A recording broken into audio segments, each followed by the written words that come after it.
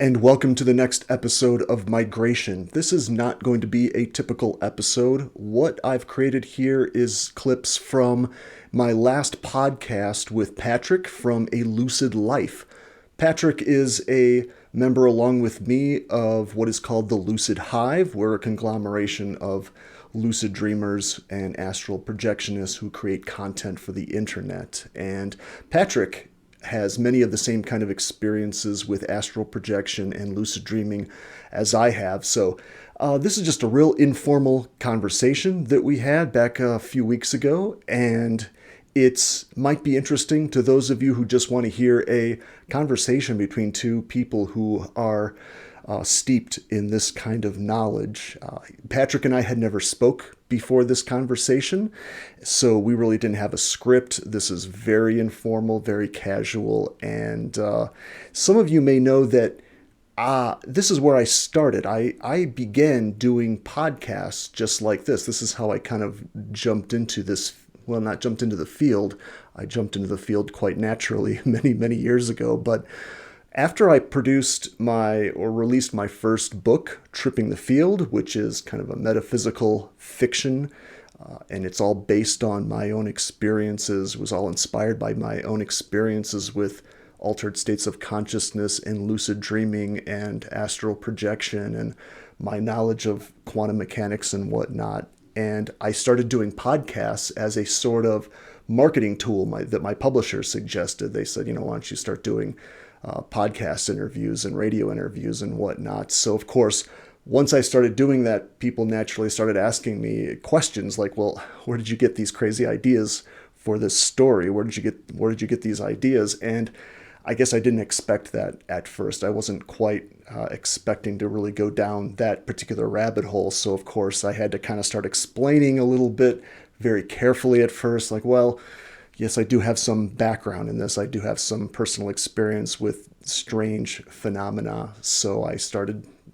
talking about it. And then after a while, I realized, why not actually just create my own show where I just am able to talk about exactly what it is I want to talk about, dive down all those crazy rabbit holes as deep as I want to take them. So that's kind of how this show was created. That was the origins of it. So again, we will do a typical episode next time where I'm going to be talking about a little bit of telekinesis and non-physical healing, which is sometimes referred to as pranic healing. There's a lot of different words for it, but you'll see. We're going into healing in the next episode. But for right now, those of you who want to take a look at this, check out this conversation between Patrick and I. You may get something out of it. We dive into astral projection, lucid dreaming, and we also talk about Ibogaine, that's the name of my company, Iboga Moon Productions. So we talk about a little bit why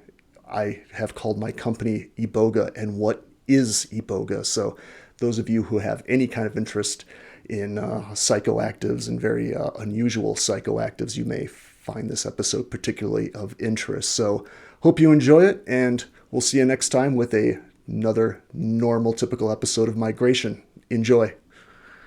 Hello, everybody, and welcome back to another episode of a Lucid Life podcast. This is episode 10. I know it's taken a minute for us to get to this point. I've been having to edit other things for different content that I'm doing, and it just took a little bit longer than I was expecting it to. But we're back, and my guest today is a fellow lucid dreamer. He is an astral projectionist. He is an author, multi-time author, actually. His name is Ian Jaded. He is a fellow member of the Lucid Hive, which is something that obviously I've had a few guests from the Lucid Hive on the podcast before, them being Rachel, Lana, Jennifer. So he is a member of the Lucid Hive, which means he is very, very experienced in this field. His books are titled Migration, Maintaining Consciousness on the Journey from a Physical to a Digital Landscape, and Tripping the Field, an existential crisis of ungodly proportions, which I love that fucking title, and I told him as much. But yeah, he's a really interesting dude. I really enjoyed talking to him, and I'm a fan of this episode, so I hope you will be also. And if you want to follow Ian, you can check him out over at ianjaded.com. That's Ian, I-A-N, Jaded, J-A-Y-D-I-D. You can also check him out on Twitter. It's Ian Jaded at Twitter, Ian Jaded on YouTube, Ian Jaded on Facebook. So if you want to check him out, you can go there. If you want to follow me, you can check me out on Instagram at Sleeps Through Earthquakes, because that's what I do. I sleep through earthquakes. So, and a final note, if you would like to support me or the podcast or any of my other creative endeavors like gaming or the novel that I'm writing, feel free to check out my Patreon, which is patreon.com/no-spoilers-lucid-life. There you get exclusive content, early access to everything I do on my gaming channel, which is very comedy based, early access to the podcast, including video access to each episode I do, and exclusive stuff that I do there. So that being said, let's get into the episode with Ian Jaded. What's up, man? How are you? I'm doing good. I'm not gonna Nice to meet you, by the way. Nice to meet you. Yeah, this is our first formal introduction. So yes. It's a pleasure. Yes. But we met, for those that don't know you. You are a member of the Lucid Hive, the very, very prominent, very, very special, very, very awesome Lucid Hive. And that's actually where I got my first introduction of you, was that, from what I remember, you and Lana, who was also a guest earlier on, you guys were planning some sort of like Lucid multi-day event or something before quarantine. Somebody backed out. I don't remember the details, and I was going to fill in because we had just met like fairly recently, and I don't even remember how she and I got connected. We got connected through somebody else, and it was just it was freakish that she just like, I'm like, oh, you live in Boulder. Right. And that's where I'm at. So we're both in Colorado. And now actually she lives even closer. And then COVID hit. So we met right before COVID. We actually hung out and had some coffee with a couple other people who are in the same field, like people who are fairly prominent in the field as well. And then we had this whole thing like, yeah, we're going to start doing things together. And then, COVID hit, and you're just like, I haven't done anything. I had so many things shut down. I had book signings I was going to do. There was going to be meetings and all sorts of things. And I was going to start doing more public talks. And it was like, everything got shut down right when things for me were starting to kind of go a little bit like, oh, great. Now I got my name out there. I'm starting to do some things. I got a couple of books, and right out the window. Now everything's been just totally shut down. So I'm doing a video show. I'm starting to do videos now. So, that's been actually really fun. So I'm starting to do more of like what you're doing. I'm starting to do my own shows. And so it's been fine. It's all just, you have to adapt, right? Yeah. You got to adapt. The world is a very weird and mysterious place, and it's kind of interesting how the universe can kind of work for you in that kind of sense, putting all these different pieces together. That it does. It always does. As much as you hate it, and you're just like, that's not the way I wanted it to go. That's not the way I was planning, and I'm pissed off every time. Yeah. This crap happens, and then at the end, I'm like, yeah, okay, I learned something. Damn it. It's like this resistance to fucking exactly. So tell me about this thing you're doing. What? I've not watched your other stuff. That's not true. I did watch the thing with Lana. Pardon me. I did watch some of that. But so what are we doing here? So basically, my whole thing, a lucid life, its foundation is obviously rooted in lucid dreaming and that whole field and everything. Right. But my personal take on the whole thing is I look at it more as like a topic of consciousness. My whole thing is I am very into the topic of consciousness. I love where consciousness can go from the dark to the light and back and forth and all the places in between. Okay. And I'm a believer that our consciousness can change over time and evolve based on certain experiences and certain things that you go through in your life, whether that be, for me, it was lucid dreaming, whether that's psychedelics, whether that's addiction, recovery, that whole thing. Okay. So I really like to talk to people about what experiences they have that have altered their consciousness, either for good or for bad. So I've had I've had like 9 episodes so far, but I've had people that were on from addiction that I knew in my addiction days and recovery. I've had obviously lucid dreamers and astral projectionists. What were you addicted to? If you don't mind me asking, if you don't want to talk about it, it's fine. But what? This fucking interview is over, dude. You know what? Screw this. No. I'm a very open book. Whatever questions you got for me, feel free. Meth. Meth was my drug of choice. Never done meth. I've done everything. I've never done meth. Like, it was kind of like my thing for like, I'm going to try. You should try it, dude. I'm going to try out there. Hey, you can't. You've done everything. You tried meth. Get out there. Never tried it. Never tried meth. Never had any methamphetamines, not at all. But I've done just about everything. Well, you know what? I've never done technically I've never done heroin. Like, and I mean, in terms of technically, I've done every other version of heroin, like opiates. I was addicted to opiates for years and years. I Yeah. took Ibogaine years ago to help me get off Oh, of, Ibogaine? yeah. So that was, yeah, I studied Ibogaine for years and I took that. I dosed myself. I did the research. I shouldn't have done that. It was very bad. It was rough. It was a rough trip. It was Are a you very rough familiar trip. with are you familiar with Aubrey Marcus? Boy, that name sounds familiar. Joe Rogan, Aubrey Marcus on it. O Okay, double that's N I I've T. probably watched. If he was on a Joe Rogan show talking about psychedelics, I probably saw it, but the name gone. Yeah. Yeah, went out. Yeah. He's talked a few times on Joe Rogan and by himself obviously, but he is the one that actually put me onto the whole Ibogaine thing. So when you tell me that you've done Ibogaine, that Yes. raises a whole mess of questions about what type of things you experience. I heard Yeah. it's like a 24-hour just insane fucking painful It was experience. terrible. It was terrible. I mean, it was awful. It was really unpleasant. It was All right, really unpleasant. And I took too much. I think I took too much too because they were you I here? Were you talked in to the these States or were you overseas I'm here. somewhere? No, I did this myself here in Boulder. I got what I needed sent to me. I talked to the people. I talked to a foundation in Africa that sent it to me from a place in Africa, and they're apparently experts in this. And I'd been studying it. I was writing about it. I was working for a company. A guy did a documentary, the first documentary that's been done on Ibogaine, pardon me, and I can't think of the name of that documentary, but it's like the first thing that anybody ever actually tried to put to film. Hmm. And so I contacted the guy, said, "Hey, I'm a writer. I've got a background in this. I'm curious about this. I've got a problem with opiates. I was specifically on opium tea. I was making tea out of poppy pods." Wow. And that was just wonderful. I mean, I guess I was on that for a long time, and it was cheap back in the day. Like you could get boxes of this stuff for nothing.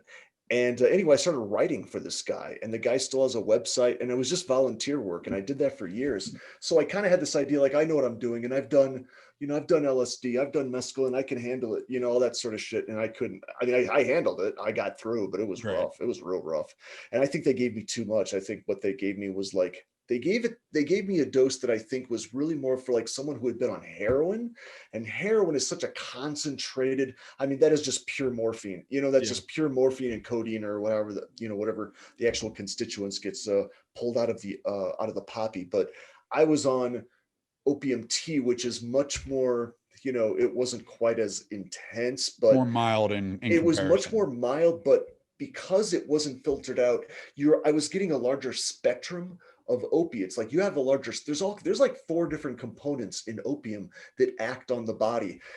And so when you're on heroin, it's like it's kind of a catch 22. And when you're on heroin, apparently you're really just addicted very specifically to a couple very specific constituents. But on opium, you have it's lighter, and yeah, like you said, like it's more watered down, but I was addicted to a wider spectrum of drugs is what it was. So So to yeah. explain it for people that are a little bit that haven't had the experience, it's almost like I'm looking at it almost like it's a pie chart. So in for heroin, you're Mhm. getting a couple of different things. The pie is put all the way to the max, whereas opium, the pie is Right. more spread out widely. It is. Yeah. And so I did a combination of ibogaine and iboga, which is just the natural You did both root, wait at the right? same So time? I did so at the same time. So what I did is Shit. I started the iboga first, and I probably should have just did iboga, which is, for those who don't, are we recording? We're recording, right? I'm Yeah, assuming we're we're okay. on. That's We're fine. on. Cool. I'm just making sure that we're not just wasting time here. Yeah, that was just the root. I mean, just the ground up root, and you take that first to make sure you don't have some violent, like an allergic reaction or something like that. So that's what I did at first. And then I waited for a couple hours just to make sure that was kind of settling in with me. Okay. And then I did the concentrate. I did like a lot of ibogaine after that. That was rough. That was a rough night. That was not pleasant. I would not do that again. If I don't know what it would take for me to do something like that again. It was not A something you would do million dollars. recreational.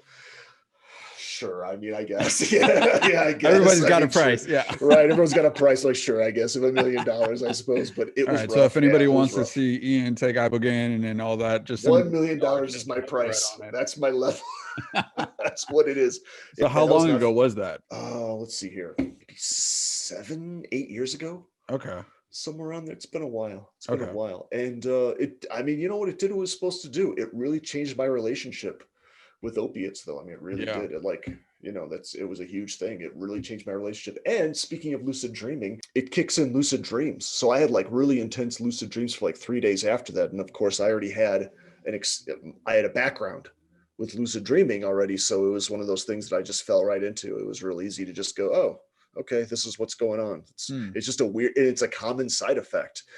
And I think it has a lot to do with that you sleep weird for a few days afterwards. Like you're like high for days. Like Yeah. it's kind of strange. And it's like it puts you into a state. It changes you. It does. I swear, I still feel like that stuff is in me to this day. There's like something that does to you at some molecular level. I don't know I what it mean, does. It's it makes weird. sense in a way though, because it alters your consciousness. So it's It like does. it changes you, and it's such an intense experience that how could it not stay with you in some form or another I all can the still time? remember it just like it happened the other day. It's real. Yeah. It was real intense. So, yeah, but not fun. I mean, you're just puking. You were just like you're so I Yeah. was so nauseous. And the worst thing that the thing that freaked me out about the experience the most was it robs you of your energy. The first thing that does Mhm. it takes all your energy out. And when I heard that, when I read that, I didn't really know what that meant. I couldn't picture it because I never had this happen before. But it's like all your muscles kind of go limp and I couldn't really get out of bed. It was Yeah. like my body weighed 300 pounds or something like that. It was weird. It was so weird. And if you have to pretty much do this in the dark, I put on a face mask and I did it in a darkened room is where I stayed for like 17, 18, maybe 20 hours. I don't remember how long I stayed in my room, but I shut all the blinds. If you turn your head too fast and there's light, it's like everything becomes this swirling mass of like nauseous streams of light and color. It's like seasickness times 100. Mm. It's weird. It's a weird sensation, and you're tripping on top of it. So it's whew, yeah, I don't. It's like giving me chills just thinking about it. It was So unpleasant. when you did it, was your Yeah. intention specifically because you wanted to get off of the opium, or was it Yes. okay? Yes. Yeah, that was the plan. Like I wouldn't have done it recreationally. I knew it was going to be kind of rough. I didn't really know what I was in for because you never really know with each hallucinogen has its own personality. Yeah. And I tell you, if I did it again, I would just do Iboga, like I said. I would just do that. Uh, and if I was doing it just for not recreational purpose, but if I was just trying to like do some kind of cleansing or a healing, I would just do Iboga. I would not go to Ibogaine if I did that. And my guess is that I would have probably a very different experience. But because I was trying to get off of such a strong opiate, it was like, pure opium and I was drinking it, Yeah. so it's like that was, That's so yeah, gnarly. and I was taking a lot. Like I said, I could get so much of it back in the day. You could just get like 25-pound boxes of poppy pods off of eBay for nothing, for like $100. And so it was like a cheap addiction. I was just like, oh, I can afford this. So, This is the tea. This yeah, is nice. yeah, You know? yeah, right. Yeah, it's I always hear stories from people like obviously you just told us that, and I've heard Joe Rogan has mentioned before that he used to be able to get DMT off of like the internet as well, Yes. Yeah. And I'm Just like, that crazy sounds that crazy. That's yeah. just crazy. It just makes me And so sad that that we're grown up or we're grown up that we're currently living in this era where it's looks so down upon at this moment. And obviously things are starting to slowly change. Like yeah. in Oregon and I think Washington even has started to at least decriminalize psychedelics, at least mushrooms. Um, Yeah, that's what they did I don't know if it's all of Colorado or if it's in the Denver area. Something yeah, changed now Denver. with Yeah, us too, where they've decriminalized it, which is fine. yeah, it's a I don't step. really need I never needed marijuana legalized. I mean, we all had access to it. Well, I did. I mean, there was always access. Yeah, It's just like stop putting people in jail for this stuff. My yeah, God, like yeah. that's the trick. So Anyway, maybe we should talk about some lucid dreaming. yeah, I mean, I'm down to go through the whole ringer with you, man. Because Okay. obviously, now that I know that you have a tremendous amount of life experience, and that's one of the big things that I want this and that I believe this podcast can be about. Is because I know there's a lot of people out there that might be going through some shit, or they're looking to expand their borders, or they feel like lost in their sense of direction, and they don't know that there's these other things that you can do with your life to Yes. really broaden and expand who you are as a human being. So I love talking to people that have, in acting, they called it colors. Like you have to have a whole color palette to who you are to be able to make a character come alive. So I Yep. like talking to humans that have different colors to their personality and have gone through different things.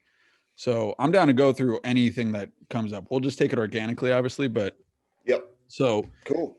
Yeah, um, lucid dreaming and meditation. I mean, I believe that if I hadn't learned how to meditate, I learned how to meditate at a pretty young age. I was lucky on that realm. And then when the lucid dreaming kicked in, man, I don't know where I'd be without that. I really don't. I mean, how old it's were like you? it changed my life. It changed my life so much. I'm trying to move my mic so that I've got this a little bit more in my face. Sorry.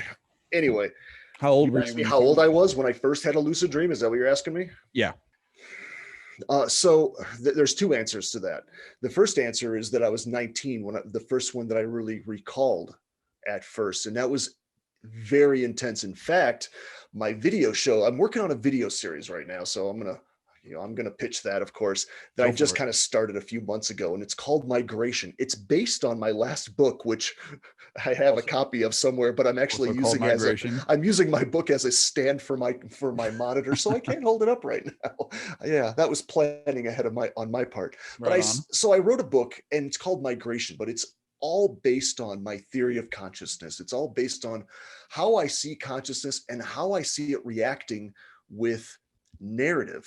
And that could be narratives that are going on in your head, your internal narratives, right? Your internal Right. stories, or they can be coming from outside. I don't see them as it doesn't really matter where the narrative is coming from. That changed everything once I started learning lucid dreaming and whatnot. So that's what I'm trying to express now in my life. I'm trying to get that message across like you are in any format that I can. And so now, like I said, I'm doing these videos where I'm trying to illustrate. I'm trying to use like computer graphics and layovers and like imagery and whatnot to try to like these. It's such an abstract concept. I mean, Yeah. everything that we talk about, when you start talking about consciousness, it's not something you can hold and show to somebody, right? You Right. can't just go, this is what I'm talking about right here.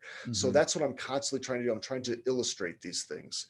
And that's been my whole goal now for several years now. But luckily I started having these experiences, as you asked about, when I was like a teenager. The internet was not really a thing. I mean, it was sort of a thing, but it wasn't really something that everyone was using. So luckily, I'm glad that I couldn't run to some public domain and start running my mouth, because I wouldn't have known what I was talking about. I'm glad that I was able to let these ideas marinate for a long, long time. And now I'm kind of in the position where I can talk about these things. So my What? first experience fits into the category. It was a lucid dream. I knew what was happening. I was 100% aware that I knew I was, I knew what was going on. Like I knew my body was asleep, but I also jumped consciously into, I watched the scene play out basically from a very specific location in Michigan that I'm familiar with from childhood, but I watched this scene play out through someone else's eyes. It was a native child, native to the area, at least 200 years in the past. Whoa. Something like that. Yeah, and these are the kind of stories that I used to laugh at, and the more and more I did my research afterwards, the information I came back with, I found that what the information I came back with was pretty accurate. You Accurate can enough for me verify to it. go. It was accurate enough for me to go. I felt that what I saw had actually taken place. So now I'm kind of developing this whole theory behind all of it. Like, how does all of this work? And so the reason I mentioned my video series is because the first thing that happened to me, this first experience, I'm trying to illustrate it now in the next video I'm doing. I'm trying to take the whole experience. I'm trying to see what I can do with my artwork, and because I'm an artist, Yeah. everything behind me. I'm trying to like see what I can do to illustrate it so I can kind of present it to other people. So Yeah. That so makes that sense. should be fun. That should be fun. Yeah, But because it makes you were talking about the idea of consciousness and experiences, and it is not something that is physical, so you can't just be like, hey, this you table is can't. what consciousness is. Right. And people have a hard time, well, some people have a hard time really conceptualizing something that you're experiencing if you haven't had firsthand experience with it. So I completely understand why Yes. your art would be one of the mediums that you could use to really demonstrate and show what these experiences were like for you. That That's makes the total idea. sense. Yeah, yeah. Yeah, Because like for I've like felt like I've done these books. I've done a few books, and I'm like, books are great. I can really flush out so much. You can just write to your heart's content. in a book, but then once, but it's like still you can't really, it's like you can't get the whole picture because you can't really Yeah. visualize it completely. So I'm like, all right, now I'm trying to take this message to video. I'm seeing what I can do with that. So it's all an experiment. We'll see what happens. I've got to It'll get there, dude. see. You've Yeah, already manifest. Like I don't really talk about manifestation that much because it seems so woo woo to me. But the reality is that you came up with two different things at this point that were all in your head. So obviously migration, your theories on consciousness, and all that type of stuff. But also your first book, Tripping the Field, which I fucking love the title of this thing. I'm looking at it oh, right now. thanks. Tripping the Field, an Thanks. existential crisis of ungodly proportions. I just think that title Yep. is so fucking great. Thanks. Um, Thanks. I so love it. I love that book. That's my baby. I never planned to talk about this stuff directly. That's what you're talking about is a sci-fi fantasy. It's complete lunacy, that first book, Tripping the Field, and it's so much fun.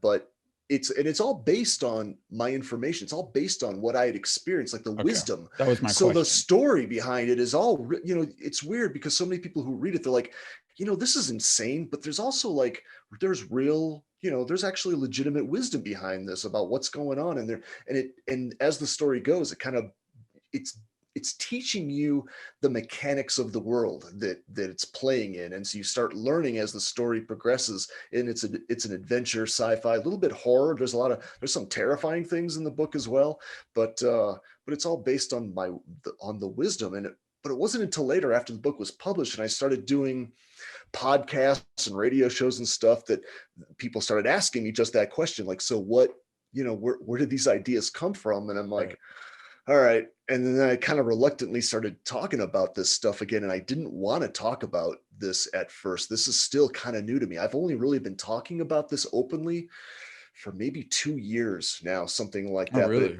Yeah, because at first, when I first started having these experiences, like I said, I was like 19, I was or 20 years old, and I was just running my mouth at first to anybody who would listen. I just like, what happened? And I would like tell them some crazy story, like I was in this other person's body and I could see things from 200 years ago, and they're like, oh, so you're insane. I'm like, and I had never considered, you always see that like on television, the people with the UFO stories or the people with the crazy whatever stories, and you're like, Right. oh, those people, they're the ones who get ridiculed. I had never been on that side of the fence before, like, oh, that's what it feels like. Oh, I sound crazy. Like, oh, that's right. I sound like I'm talking like, okay, because people are now wondering, are you insane? Are you lying? Right. What is it? Or are you confused? Like, what's going on? So So after a while, I started shutting up. when you told them those experiences, it wasn't even it wasn't even like, oh, that's just a dream. Like they just immediately jumped to, oh, you're fucking crazy. That was the first thing, right? That,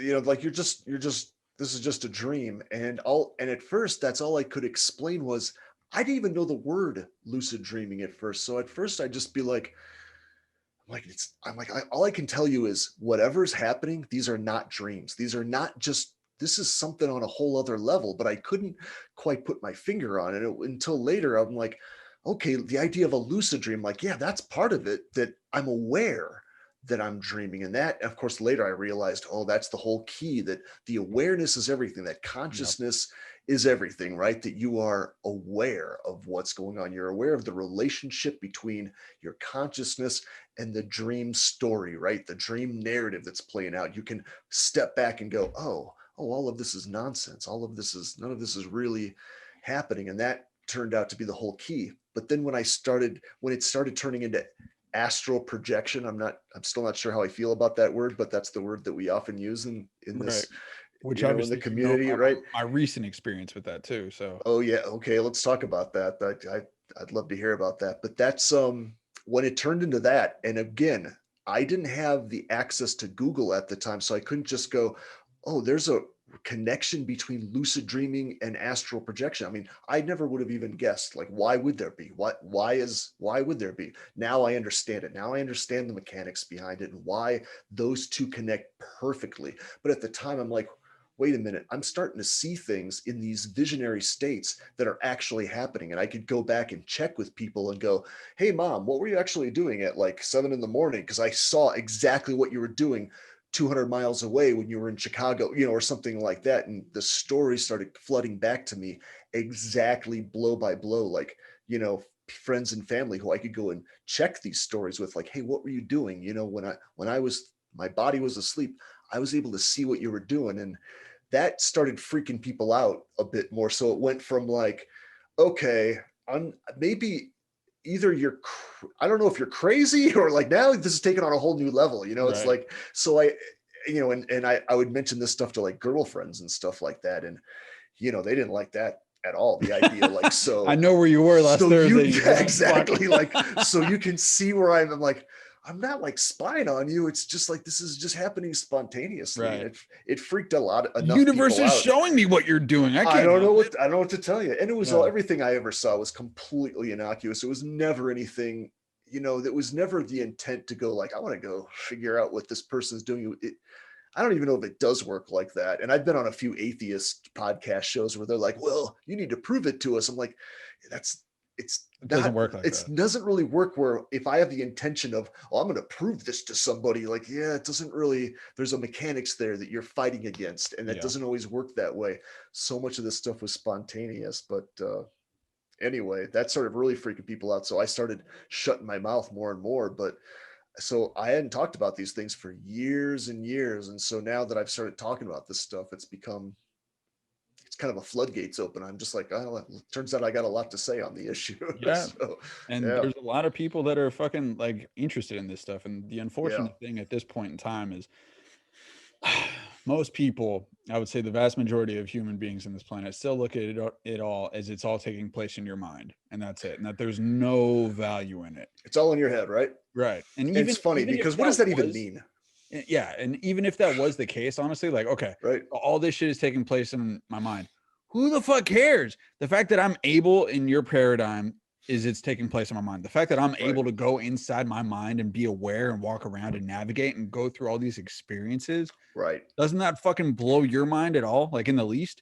That's on It the base should. level. So if Yeah, it goes any further than that and saying that, oh no, these are real places and things that you're experiencing right.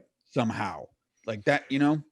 And we don't understand consciousness. And some of those No, people, when we they don't know what say that, when they reality is. say that it's all happening in your head, I think that they expect to win the Intellectual of the Year award or something like that by bringing up that Right. topic. And I'm like, yeah, good for you. I'm like, but so, well, then what is consciousness? Like, where does it live then? And Yeah. then that's where they've got nothing else to really say back. And I know that that's kind of it puts them in a weird position too. Like, well, look, I'm telling you the way this works. There's lots and lots and millions of people now who have had everything from lucid dreaming to whatever you call out of body experience, but even just the near death experiences, which I think all of those you're basically looking at the same mechanics Yeah. essentially. What's going on with the body is obviously different with the near death experience, but essentially what's happening with your consciousness is still essentially the same thing. And we've got so much data though, and who I don't know if it'll ever be proven. I don't know if they'll ever figure out exactly what consciousness is. I have a feeling that they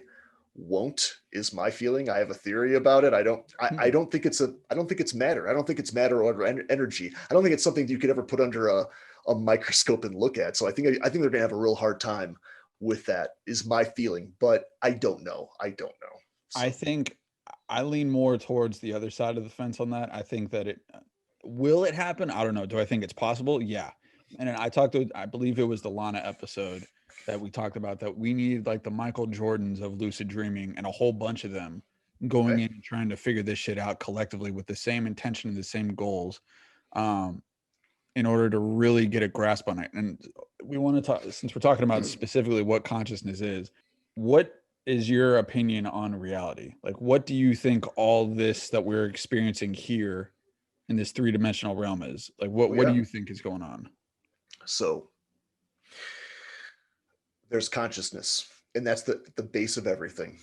Now, when I say that, excuse me, when I say that, I'm specifically saying that if you want to put it in your head, I would say that it's in my philosophy, it's very easy to simply equate consciousness with a vacuum, with empty space that permeates everything. That is, empty space has been there before the universe was born, and it will, just, we're talking just pure emptiness. I like to call it the ground state. We talk about ground states in physics sometimes, and I'll try not to go too far into wacky physics, but we talk about the idea of there being a 0 point field, which upon all energy and matter is built upon. And that was kind of the idea behind tripping the field, the idea of this, the ground state behind everything. And Mm. I believe that consciousness is a sort of ground state, that it is there's only one of them. It's not like there's nothing to divide it up.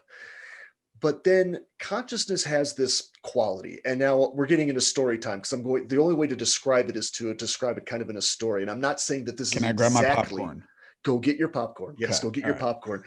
But I'm going to describe it in one way, but I would say that it's just a map, and the map is not the territory, so to speak, right? So, but one way to describe it is that you've got this ground state, this emptiness that is aware, that is observant, okay? But then it's the ground state of everything that's going on. So all of that matter and energy that is built upon it, all of the things that come up into our universe, consciousness can sort of become, it seems, mesmerized by some of these smaller details. And specifically, in the case of us humans, it seems to become mesmerized with a narrative. It becomes like, it's not necessarily that consciousness is attached to me as a person as much as it's attached to me as a story of a person. Like, we all have stories, right? Like, you've got a story.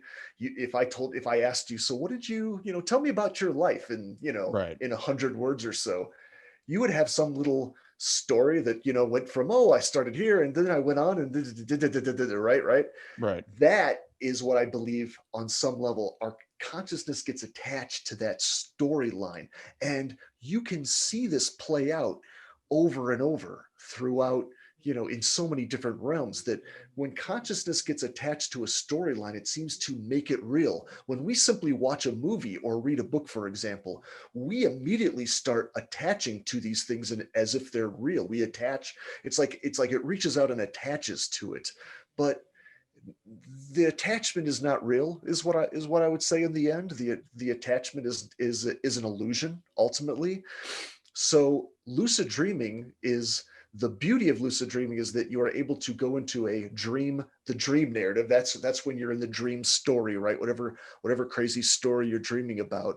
And if you're able to pull back from that story, that's when something amazing happens. That's when you are able to see the larger perspective of, like, oh, there's some quality that just changed. And that quality that changes, that is that it is your consciousness is now a little bit freed up from Mm. that story. You've pulled back from the dream narrative. And what happens when you detach from that dream narrative? Well, suddenly, what happens? You suddenly have more control. You have more choices of what's going on. You can now make decisions instead of just being pulled along, right, by the Right. story. Because that's what's happening in a dream, right? You're just kind of being tugged along by, and you're just Exactly. going, you tell me I'm a some CIA operative on planet Mars in the future. Well, that's, you take it as is, right? You just go, well, that's what's being presented. Yeah. But if you can pull back from it, and that is an amazing mechanic in this universe. And I think we shouldn't take that for granted, because I think that ultimately that's what we need to do with our life story. We need to be able to pull back from all of our narratives, all of our narrative, all of them, from our life to everything else. And we should be able to pull back and go, oh, that's also just, it is just a story. And I'm something bigger than that. I'm consciousness, which doesn't really come and go like we think of other things coming and going into the universe. So that's one way to describe it. But that's kind of what I'm flushing out with my series. I'm trying to take that larger perspective of how consciousness gets mesmerized by narrative somehow, and I'm trying to flush that out. Like, so what does that look like when it comes to everything in our life, like how everything plays out, and how does it work with paranormal, Yeah. so many paranormal topics, because Yeah. that dives into, I can use that basic model that I just described to describe just about everything in the paranormal universe, and it all fits into one giant unified theory, basically. So I don't know it, but so at the end of the day, what consciousness actually is, I don't know. It's more of a wave than a particle. I guess that's one way to describe it. If you're looking at it from like a mathematical or a physics perspective, like if I have to make the choice, it's somehow more like a wave, and it's not really an isolated thing that I can pull out and go, hey, it's this, Right. it's this. Some That's sort how of it seems. frequency that we have that we're in tune with.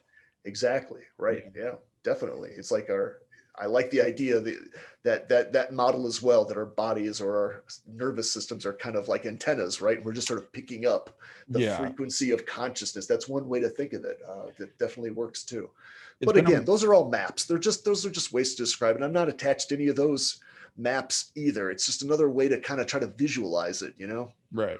Going back to what you were saying about the whole being pulled back in episode 0 of my podcast. So it's the debut one. It's basically just the introduction of what the podcast will be about. I kind of equated lucid dreaming versus normal dreaming as in normal dreams, it's like you're the passenger in a car that somebody else is driving Absolutely. versus all of a sudden now you're in the driver's seat And going most where people you, live their life like that. yeah, Like yeah, that's the connection. So yeah, please yeah. continue. And going back to the whole consciousness thing, and you mentioned like simulation and all that. I don't know if you've seen the video of God, what's his name, the Tesla guy, Elon Musk, and fuck, what's his name? I'm so bad with names right now. This one dude that's goes on Joe Rogan. He's like a, I want to say he's an astrophysicist, but he had Elon Musk on a while ago, and he was talking about artificial intelligence, and he was asking I know Elon who you're if talking about. The guy that wears the suit and the tie yes, exactly, constantly. I've yeah. watched that. I've watched some of that guy, and I can't think of his name either. Off Eric something. I don't remember. It's gonna bug me. Let me look it up real Yeah. quick. I know But, I know who you mean. I've watched a few of his shows now. yeah, But he's all into AI. But yeah, please yes. continue. Yeah, go ahead.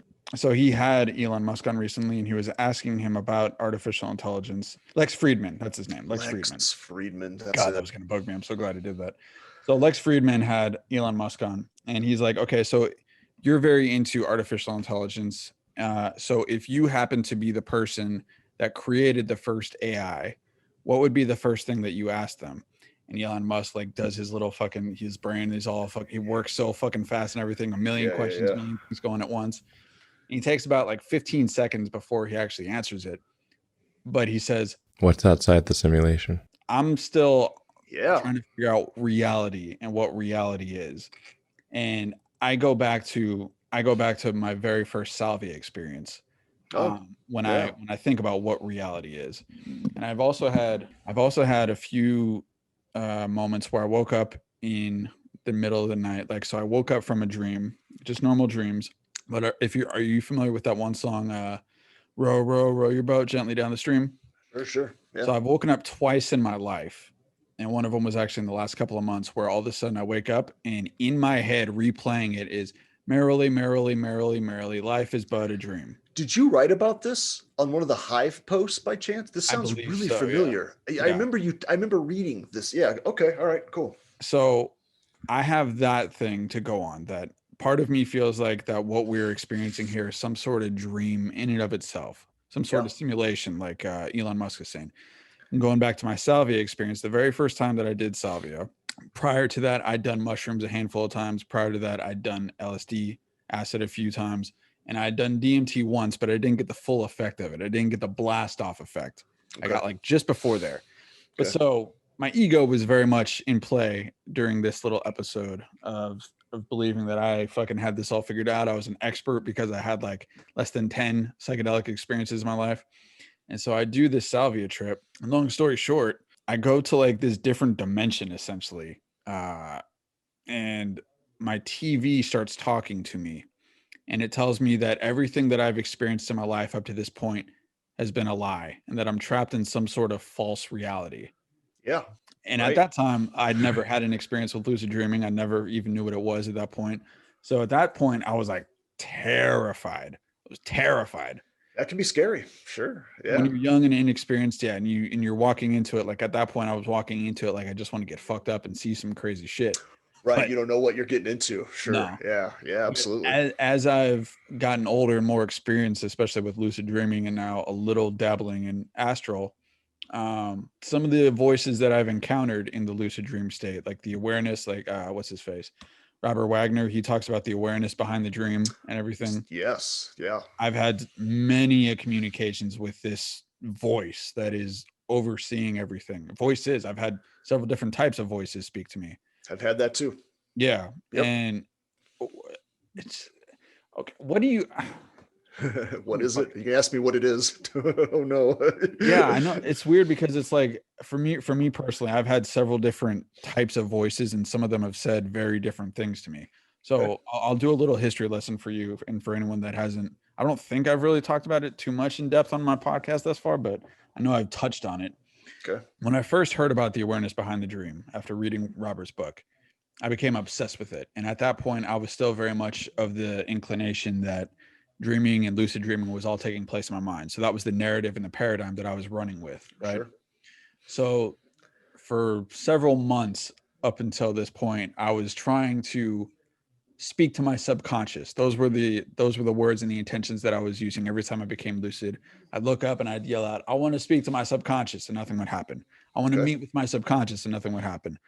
"I want my subconscious to show itself," and nothing would happen, right?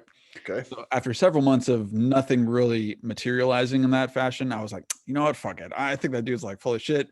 I don't know what. I'm just going to do something else. So I had this intention of, I want to see Earth from the moon. So I become lucid in this one situation where I was being attacked by people I went to high school with, or one person I went to high school with, and I had this very like DBZ moment, Dragon Ball Z, if you're familiar. Yeah. Yeah. Where Yeah. I like power up essentially, and in that Yeah. moment I became lucid. And I was like, whoa, what am I doing? And then I just looked up and I was like, I want to see Earth from the moon, and I can feel myself all of a sudden be. It's all like I've got grabbed by my shoulders and I'm being brought up through the Right. ceiling, through a night sky, feeling the moisture of the air. I'm seeing a city below. It's all cloudy. It's very beautiful. And I'm feeling the moisture. I'm just getting so excited. And before I know it, I'm in space overlooking this planet. And it's not Earth. And I know Mm. it's not Earth because all of a sudden this voice speaks to me that I can't see. And this voice essentially says to me that this isn't Earth. Like I'm butchering what it said. It was much more you've talked to it. It's fucking elegant and Yeah. classy, and I'm a fucking Yes. dumb chimpanzee, right? Yep.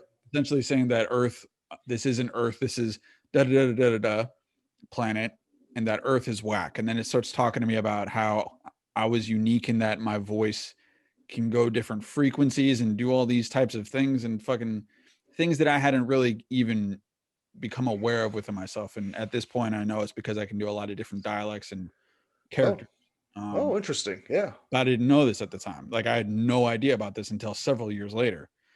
But so this voice sounded like, and I'm writing. We were talking about books. I'm writing a book based on it's a novel based on a lot of my lucid experiences and my philosophies and everything like that. Okay. And I'm including this voice in the story.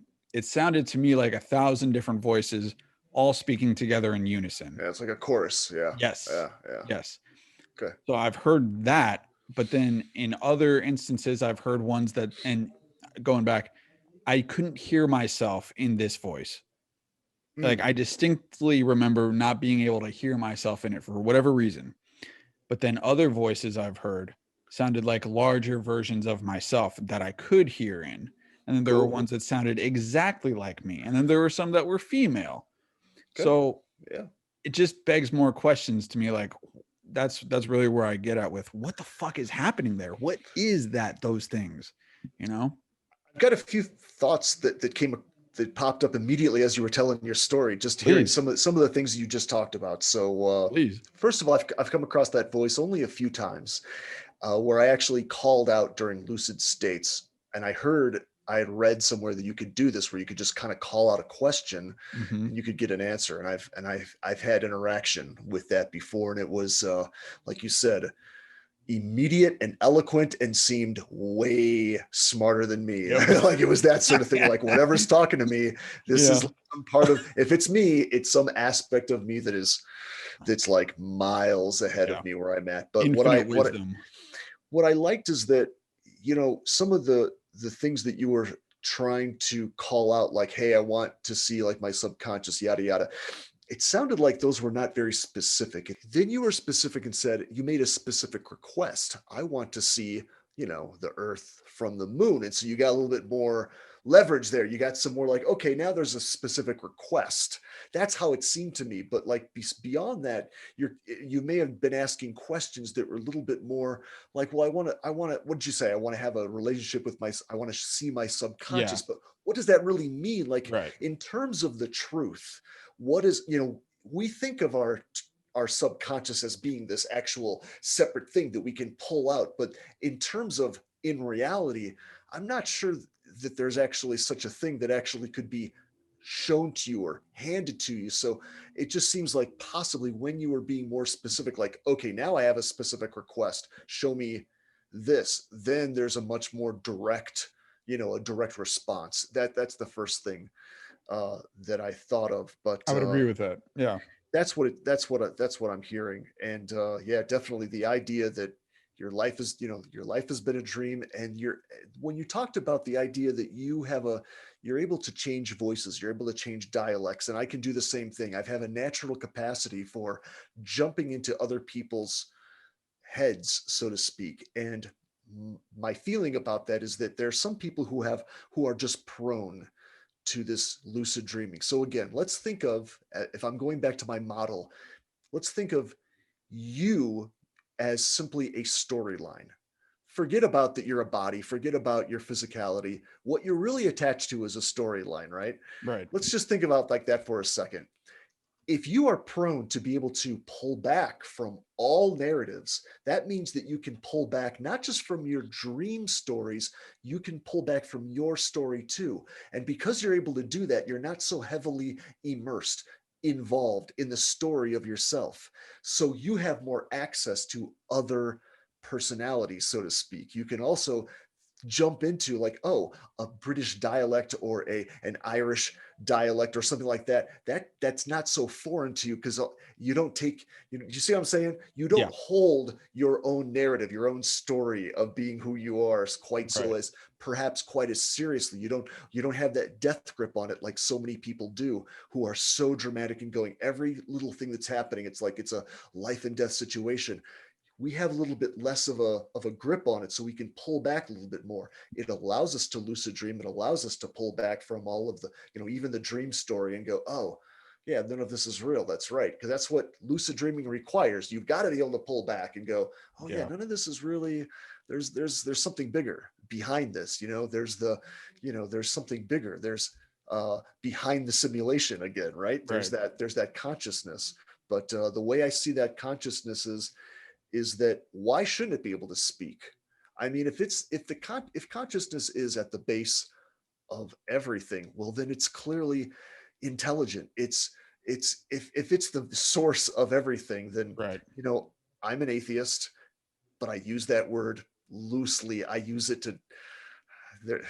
I use it just to try to get people to think. I use the word atheist to go, you know what? I think that all of this that's happening is perfectly natural. None of it is above the laws of nature. I think this is all perfectly within the laws of nature. I don't think that we have to go into the supernatural to explain this stuff. Is really my point. Really, that's why I. But the reason I bring up atheism is that it sounds so much like you're talking about God at that point, doesn't it? I mean, when you talk about the idea of consciousness from a larger perspective, that it is intelligent, it is, Right. and then, but once I start talking about that, I feel like I'm getting kind of snared into oh, so you believe in intelligent design then? Like, oh, like, well, yes, but Not in the yes, way but that you're describing. Not in the way that not you're. necessarily because you have a very those people have a very dedicated strong Yeah. dedication to Yeah. another narrative which is taking place in the Bible, and I'm like, all Right. right, you've got a whole other attachment to this which I don't, Yeah. so but yeah, I see that voice, you can tap into that, you can tap into that intelligence, and of course it's at the source of everything, and it's going to connect with you hopefully in a way that you'll understand. Sometimes it doesn't. I mean, if with enough psychedelic experience or whatever, you'll start seeing that there are times that larger force will connect with you in ways that you can't understand yet, and you understand it perhaps on a deeper level, but you're not really consciously understanding that. And I've had so many experiences where like, man, I don't know if I can even process what just happened, and that's happened in dream states, that's happened in psychedelic states. Yeah.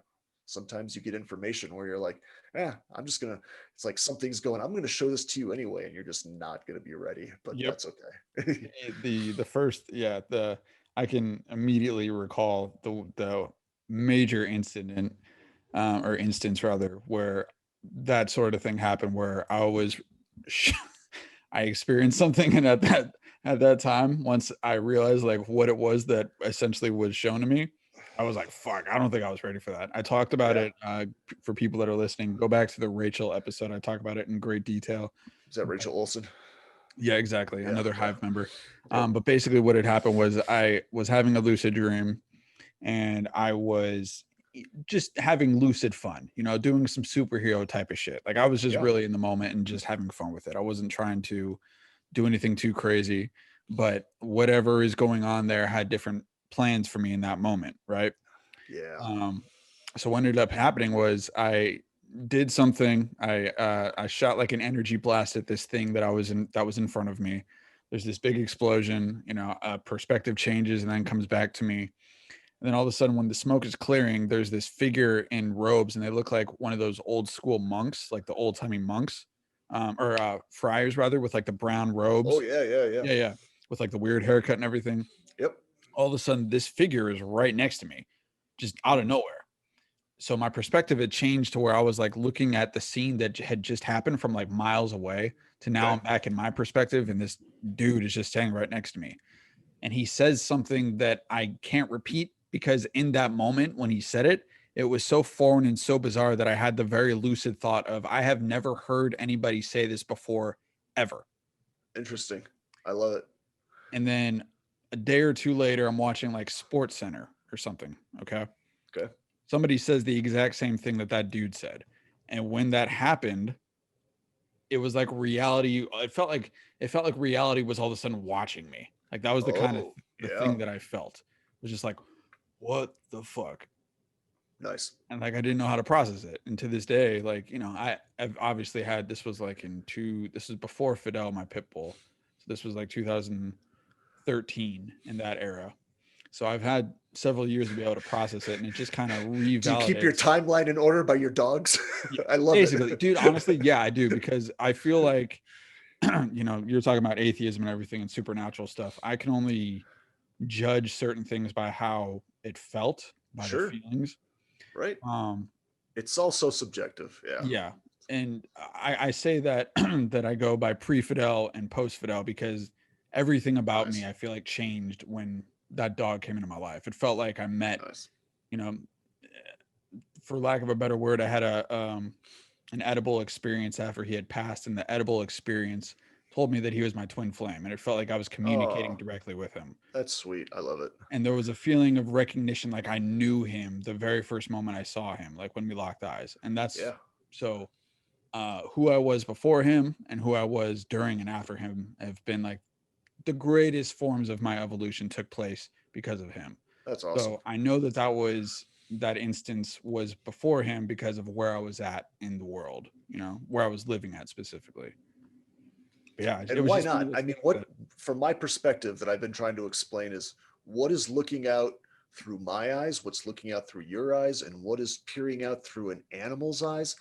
Again, it's all essentially going back to it's all the exact same thing, except I am layered. I've got a whole bunch of layers of like stories upon stories, like, that's kind of like that's between that pure consciousness and what it is that I present to the world. And all those layers are, it all has to do with my humanity and all the things that I think that I know about what's going on in my life and in my world and in my, and but then a dog's perspective, of course, has got to be, I would hope that it's a hell of a lot simpler than what we do to ourselves in our own heads.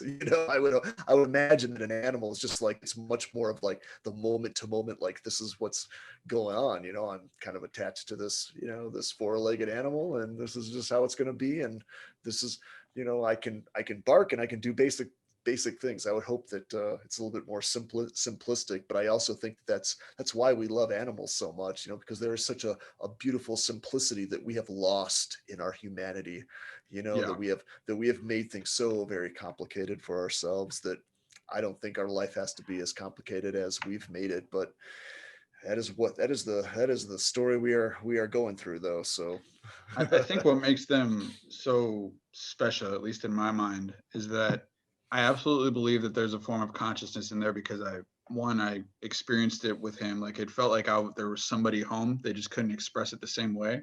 absolutely. I've seen. There's a few accounts on Instagram I follow. One of them's named Bunny. The other one's named I think Stella.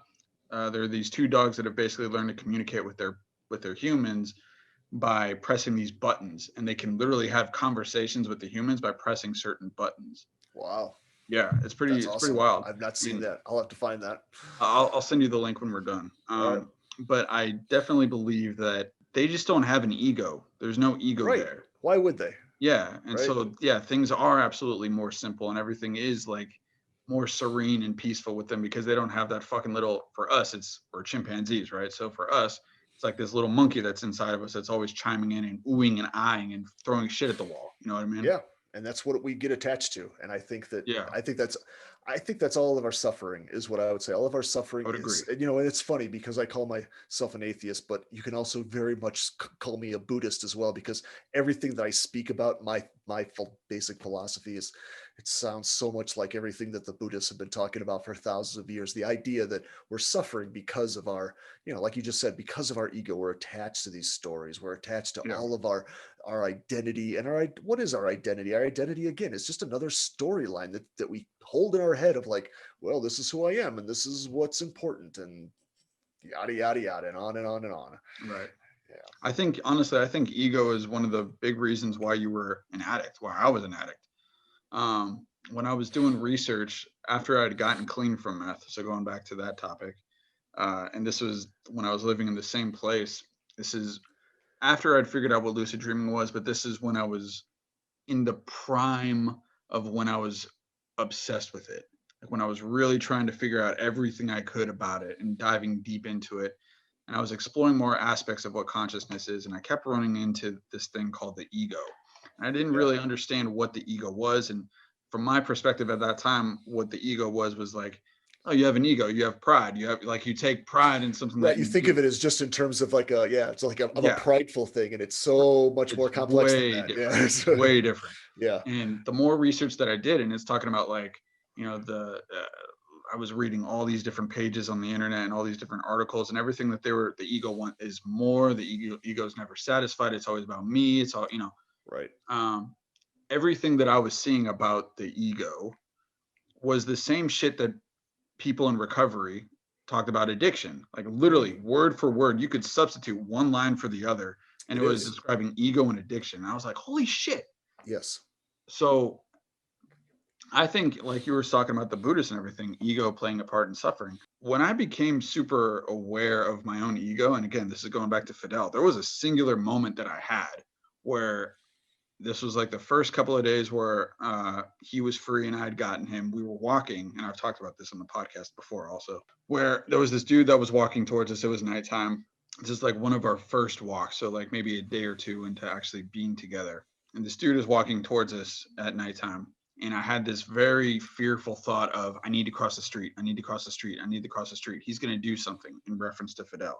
Like Yeah. Fidel Yeah. is going to do something to this guy. Hmm. And then I had this other thought pop in that said, just keep going straight. Everything's going to be fine. Just keep going straight. Everything's going to be fine.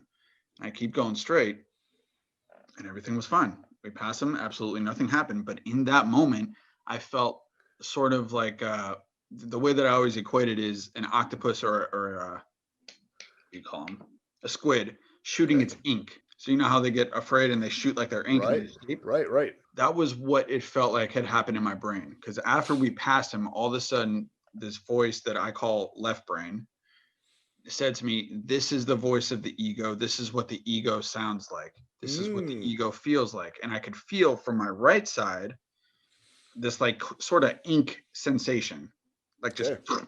and it Yeah. just shot Interesting. down the whole right side of my body. And so ever since then, I feel like I've been much more in tune with my ego. And in that moment, I really became aware and also like kind of dismayed at the fact that holy shit, I've been dealing with this thing my entire life, and every single person on this planet has this thing, that they Yes. might not even be aware of, because I Right. wasn't, and it was like kind of terrifying, honestly, in a sense. Well, sure, and it can be terrifying because most people they identify so strongly with their identity. They identify so Right. strong, like this is what I am. I am this.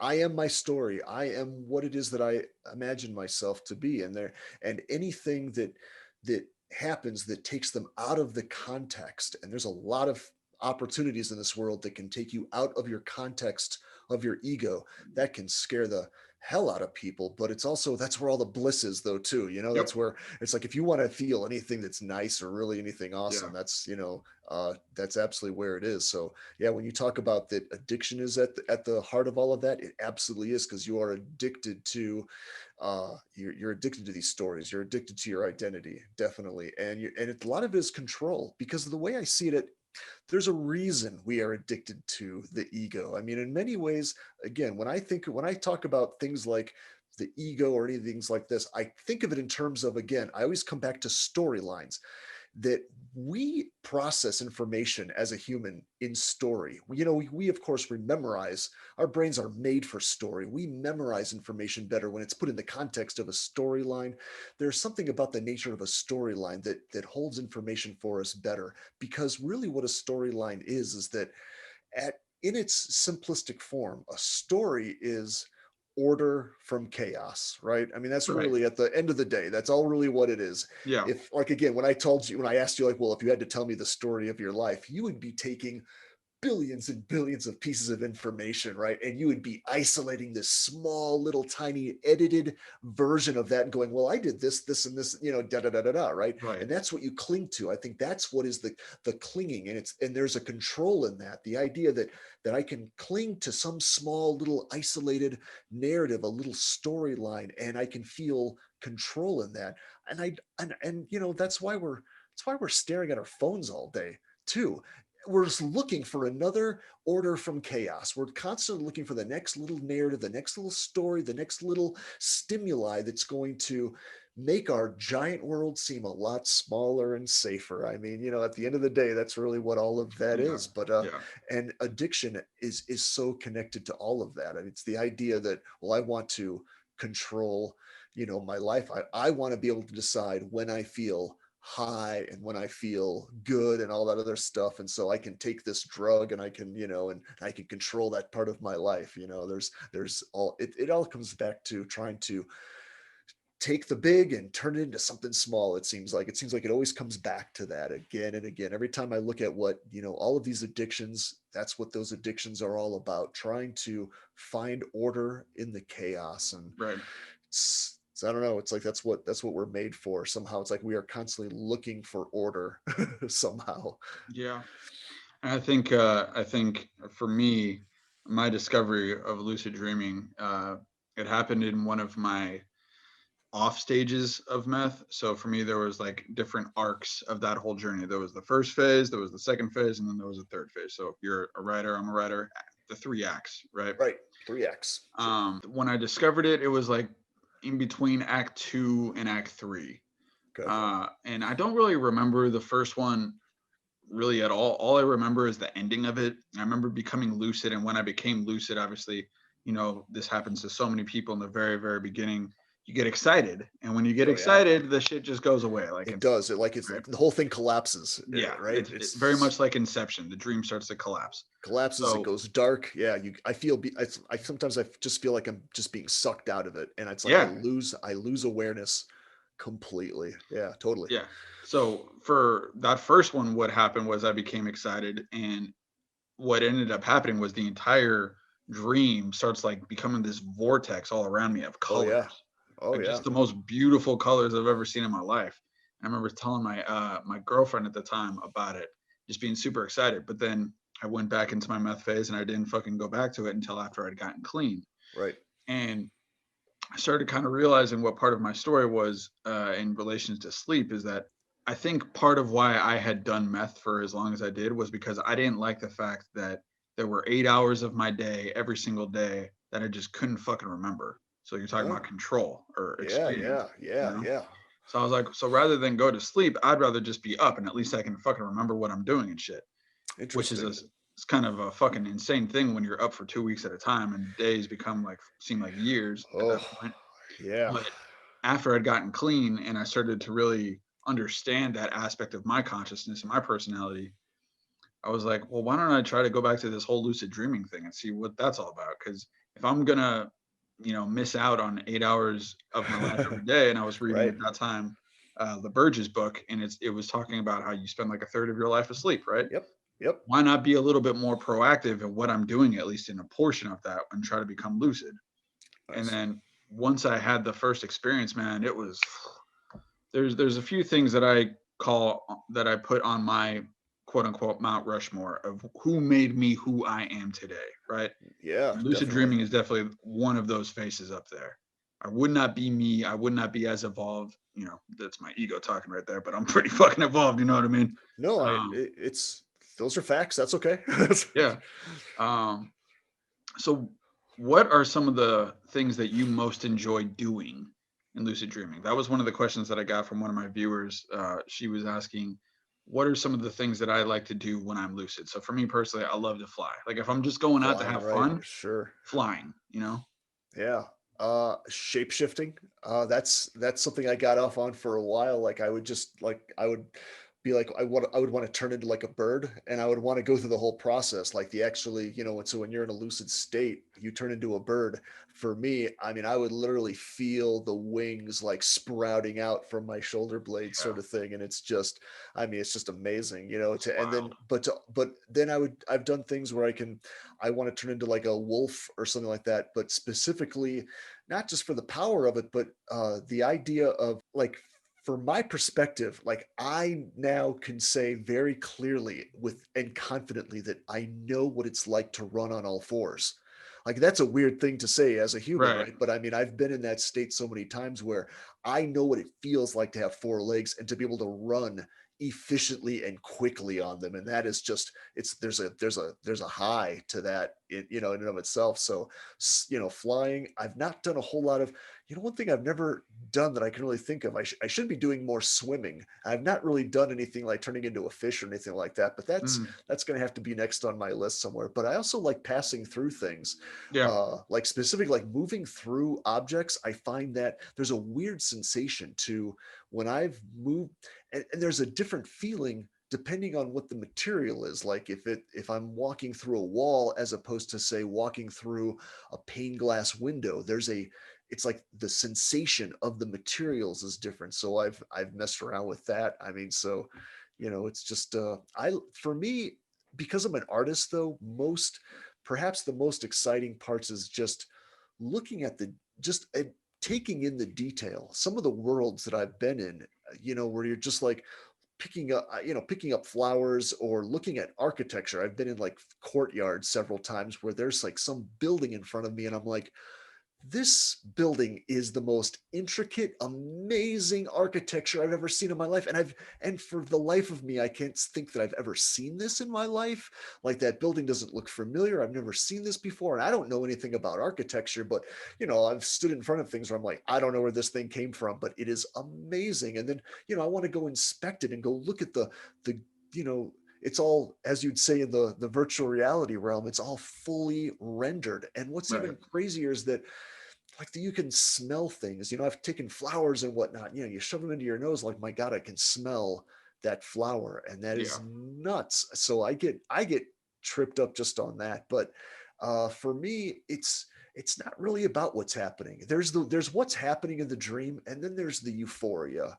There's a euphoria behind all of that. And Yep. so what I found is that I've become less interested in the details. I've become less interested in, well, this is what's happening, or this is the world I find myself in, or this is what I can do with my powers, as much as just that, just sitting. I found myself in more and more lucid dreams that I would start stopping and just sitting and meditating and just enjoying. Like I'm just enjoying the freedom of, that you're kind of you're beyond the bounds of everything in that state of consciousness. There's no, you know, your body's completely checked out at that point. You're in sleep paralysis or whatever. There's nothing to be done with it. You're totally free. So there's something about that to be said, of just sitting in freedom, sitting in that bliss of freedom. That to me is where it's at. It's awesome. So going back to what we were talking about much earlier, astral projection and everything, Yes. or I don't know. This is something that I've been kind of like tossing back and forth in my head recently since that one experience that I had in terms of like how the actual experience felt. And I'd said earlier that for the longest time, my interpretation of lucid dreaming was that it was all taking place in my head. But Right. then as I got more experience with it and I had some of the experience that I've had, I no longer really believe that. I think that there can be moments or there can be like almost there's layers of it Okay. that some of them can be in your mind. But then Okay. I think the more aware and like we were talking about pulling yourself back that you get, I think that you honestly a lot of the things that I've experienced felt like I was in different dimensions entirely. Yes. But the one sensation that I had with the astral thing that I had was it felt like it felt like I was more me and I was more connected to here, if Yeah. that makes any sense. Like Well, of I course like it does. you Of know, course it does, because like I'm saying, you're pulled away at that point. You're pulled away from your ego. You're pulled away from your story of who you are at that point, and you are more your natural self. I would say that the idea that consciousness is attached to these egos. If there is something unnatural in the universe, that's the closest thing I think you could get. There's something unnatural about that because you are a puppet at about this the point, a ego. little bit. Yeah, in terms of the ego, there is something almost unnatural. I mean, obviously, it's one of the options that one of the many forms the universe can take. So, we can't really call it unnatural because it's happened. Right. But in terms of it, but it's the lives that we're living is very much like putting on a stage play. I mean, you go into this world and you are who you are, and you interact with with who you're supposed to be, and you go follow along with the story of who you are. But the reality is that behind the scenes, when the actor's allowed to go off stage and go, all right, now I can go back into the wings and be myself. That to me is like where the astral projection is taking place, or the lucid dreaming is taking place, where you're not so caged into your body anymore. You're not so caged by that storyline any longer. You can pull back from that and go, oh, that's nice. That's really nice. Now I don't have to put any of Yeah. that on. And Like taking a nice bath. yeah, it is. You feel like yourself again. And what's funny to me about that is that, I've studied so many near death experiences. I've never had a traditional near death experience, but you hear these people, they come back from these, like, maybe 45-minute episodes, and they're like, my god, my life has changed and I have this whole new vision of everything, and I have this new insight and everything. And it's funny to me. That's funny because I'm like, I was having those experiences every night for years on end. So it's like, at this point, how many hundreds and hundreds, it's like I've had, like, 1,000 near death experiences now. It's just that, yeah, it turns out, my body wasn't actually dead. It was just bound in sleep paralysis or whatnot. And of course, I know that there's other ways to get to those states as well. Some people claim that they can just do this from meditation.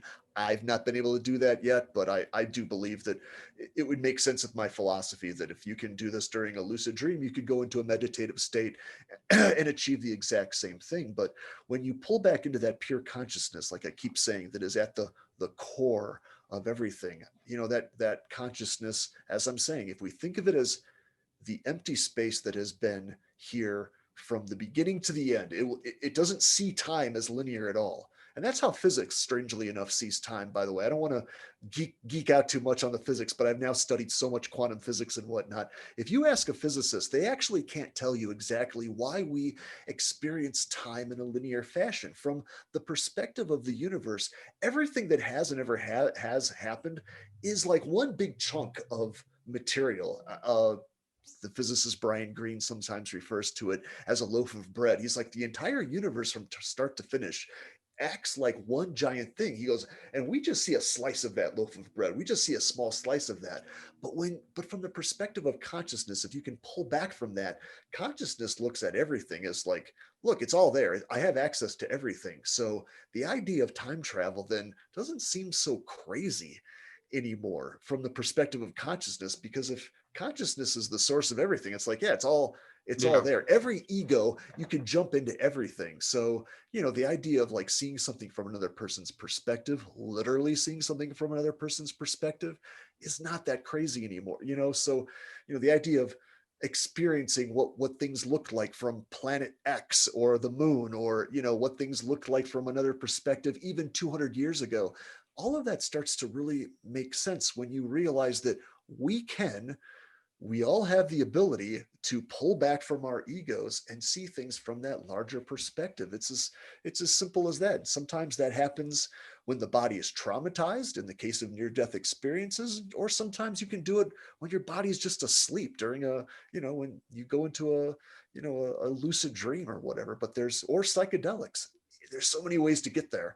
So I see all of those things are as being very connected. So yeah, your story is definitely, and the feeling you're talking about definitely makes sense. You feel like you've gone home, and that was the most intense thing that I kept noticing about my visions. That I'm like, I feel like I went home. I don't know what that means, but I feel like it's like I returned back to something like a primal state, that this is where home is, and everything else the rest of my life almost felt foreign after that, a little Right. bit like, oh, this whole play that Yeah. we Like are going fake. through. Yeah, it's fake, and it is a little bit when you start understanding that it is a little bit like, yeah, you are kind of trapped in the matrix, but this too shall pass. I mean, the body does die. Yeah. It's not, this isn't forever. So Right. we'll all go home eventually. What different psychedelics have you taken? Have you taken pretty much the whole smorgasbord?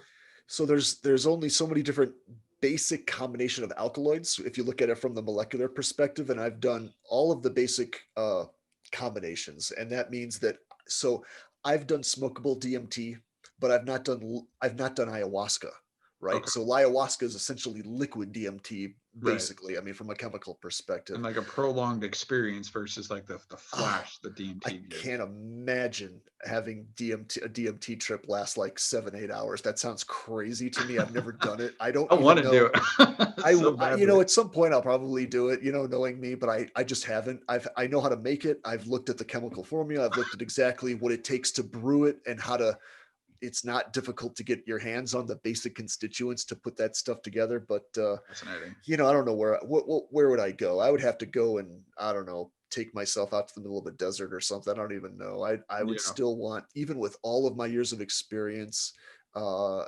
don't I I'm not so egotistical that I think, oh yeah, I can handle that. I don't know. I don't know what that would, I've Right. I've had the smokable stuff, and that's nuts.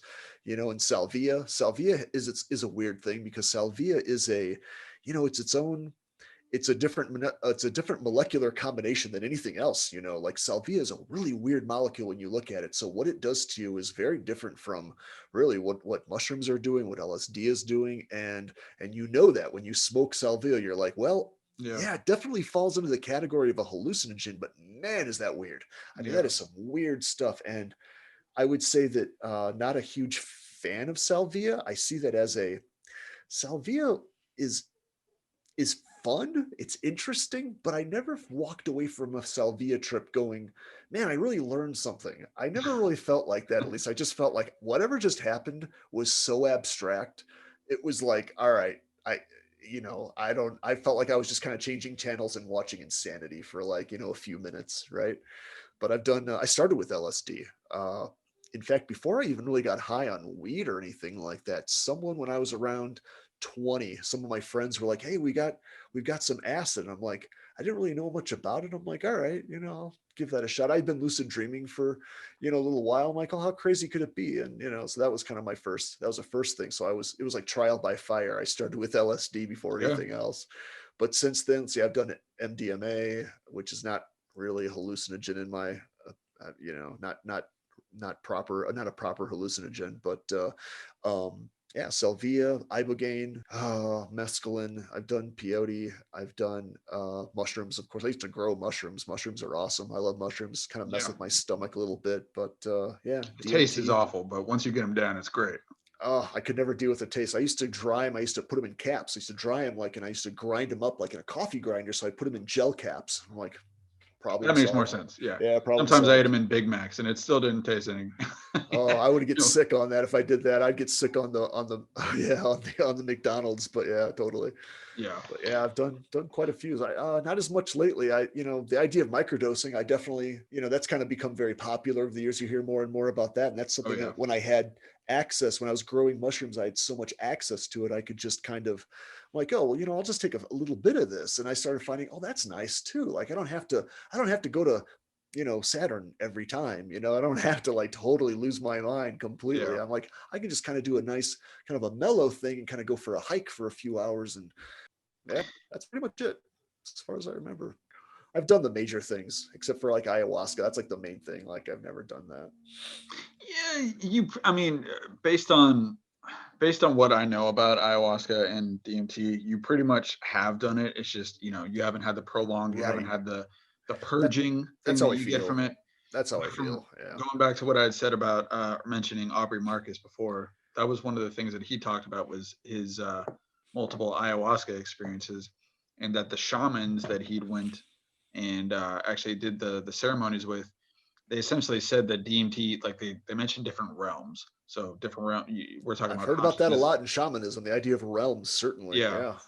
Um, and he was essentially saying that they told him that DMT drops you off in like the fifth or the sixth dimension realm, whatever. I've heard that. I don't know Yeah. what to make of that because I mean I've traveled to a lot of places where I'm like, this seems like a separate universe unto itself. I don't know what that means. I've never mapped it or tried to count them, but I've read that so Right. many times from different shamans where they're like, there's like 9 different realms and you can enter, it's like, okay, all right, I'll take Yeah. your word on it. That sounds great. Without having the experience for myself at this point, also, I can't really vouch or deny that. Right. But based on what I have experienced with, like I'd said, the salvia thing, where that 1000% felt like I was in a different dimension entirely, or something, or like the Yeah.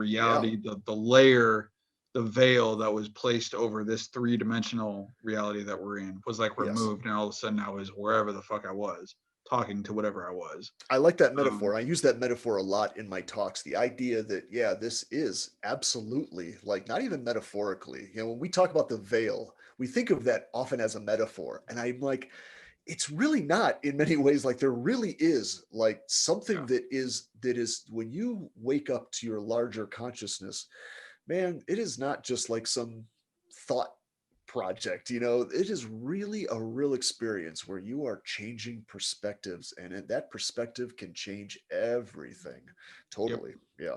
yep. Yeah. Veil being lifted 100%. Yeah.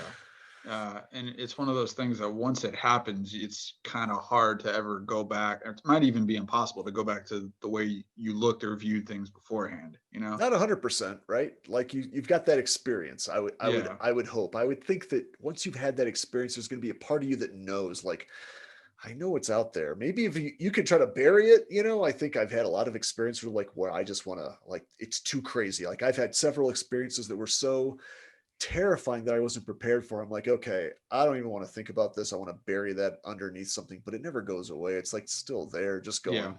So this exists. How are you gonna incorporate it? And sometimes that's what it is. You have to incorporate that experience later. Like I had experiences in lucid states where I found myself in several places at once, for example. Whoa. That is very disturbing to have that happen without any concept of like, well, it makes sense once now that I've got more of the understanding, like, oh, I'm jumping back into consciousness that is not isolated to any one perspective. So and people with near death experiences talk about this a lot. And it's interesting because they skip over that part where they say, I was seeing things from above my body and I was watching like the surgeons work on me, but I was also next to my body at the same time. You hear these stories a lot and they don't really know how to negotiate that. I'm like, no, that's important though, like that you can see things from multiple perspectives at the same time.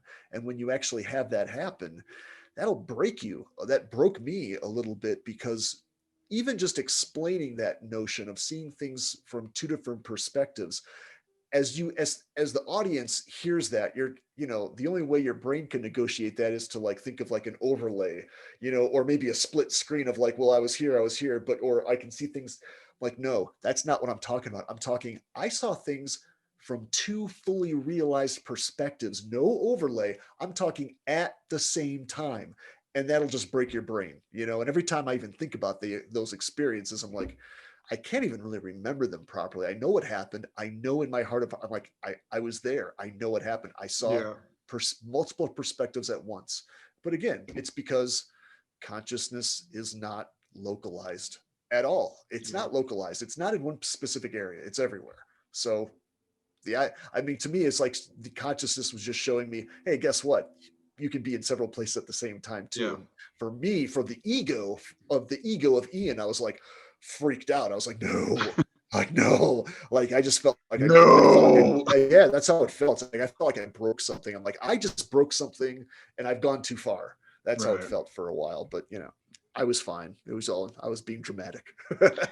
Yeah, but and going back to the ego, it's completely understandable why the ego would feel that way, because the ego doesn't like change. It doesn't like to No. go outside the box. It likes that warm blanket of familiarity It doesn't and like to think of itself as being, first of all, in multiple finite. places, because it's like, I'm one thing. I am me. I'm one thing, damn it. And that's Yeah. the ego doesn't like the idea of like, well, what do you mean I can be in several places? Like, well, that sounds like, I don't have control of that. And, it comes back to that, you know, Yeah. whole control thing. Sure. Yeah. Yeah, indeed. There's a million's not even the right number. Like a number that I can't even fathom. Worthwhile experiences that a human being can have on psychedelics, in the lucid dream state, in the astral state, and just in this three-dimensional state. Like, meditation, one of the things you're talking about, that's one of the great ways of being able to alter your consciousness while you're here in this dimension. Yeah, And I absolutely. encourage as many people out there that are listening to try them all. Just fucking go out there and try them all. Don't be like Ian and have not done meth. Go do meth and then fucking come back and report to me. I love it. I don't do that. Don't do meth. Don't do Just trust meth, my kids. judgment. You're not Stay missing off out. the meth, kids. I love it. Yeah. Yeah. Hey, I really appreciate talking to you, brother. This was a fascinating conversation. So these conversations, one of those things you could talk for hours and never get to the Yeah. bottom of it, right? That's I why love that's what that I'm because finding with this show that I'm doing. I'm like, I have there's so much material that I could literally, and I've had shows like this that have gone on for hours, and I'm like, we still just barely scratched the surface. yeah, We could talk about this for ever. yeah, Never find the end of it. Thanks so much though. Thanks. yeah, This is a dude. good talk. Well, Good absolutely, talk. we will absolutely do this again soon. Before I let you Absolutely. go, Yes. everybody out there, go check out Ian's books, Migration, Tripping the Field, and Existential Crisis of Ungodly Proportions. Ian, do you have anything else you want That to one I plug? do have. I actually have that one on me. That one's not holding up my tripping the field. I've got migration is holding up my screen right now. Oh, nice. That's how much respect I have for my own work. And yeah, go take a look at my video work. That's what I think you should do. That's what I think. I think that's what I'm really excited about right now. And it's all based on the book. I mean, go buy the book, please. I mean, it's awesome. I think that's going to give you the whole groundwork of everything I'm talking about in these videos. But yeah, yeah, go check out my videos right now. Those are a lot of fun. I think I'm really trying to like illustrate as clear as I can, as clear as you can, all these abstract talk conversations, and that's a trick in and of itself. So thanks so Absolutely. much, man. Thank you. Appreciate you, man. We'll All talk right, again soon. take care. See ya.